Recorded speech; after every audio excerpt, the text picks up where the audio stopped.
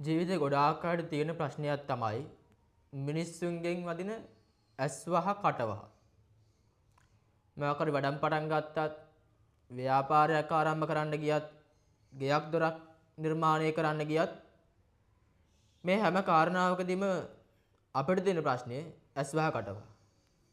පුද්ගලයට ඒ වගේම ව්‍යාපාරික ස්ථානයකට අලුතින් හදන නිවසකට කාගෙන් හරි ඇස්වහ කටවහක් තියෙනවා නම් මම මේ කියන ක්‍රමයේ පොඩ්ඩක් අත්හදලා බලන්න. මොකද්ද ක්‍රමේ? මන්ත්‍රයක් තියෙනවා ඕන් නමෝ නීලමණ්ඩල මට්ට සර්වදෝෂ නිවාරණේස්වා. මොකද්ද මන්ත්‍රය? ඕන් නමෝ නීලමණ්ඩල මට්ට සර්වදෝෂ නිවාරණේස්වා.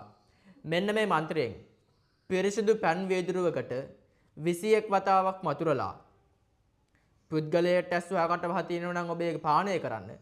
ව්‍යාපාරික ස්ථානයේ අලුතින් හදන්න පටන් ගත්ත ගෙදර දොරේ ඇස්වහ කටවහ තියෙනවා නම් ඒ ස්ථානයේ පැන් ටිකක් එහින්නේ සම්පූර්ණයෙන්ම මේ ඇස්වහ කටවහ දෝෂ මගහරවා ගන්නට ඔබට අවස්ථාව ලැබේවි.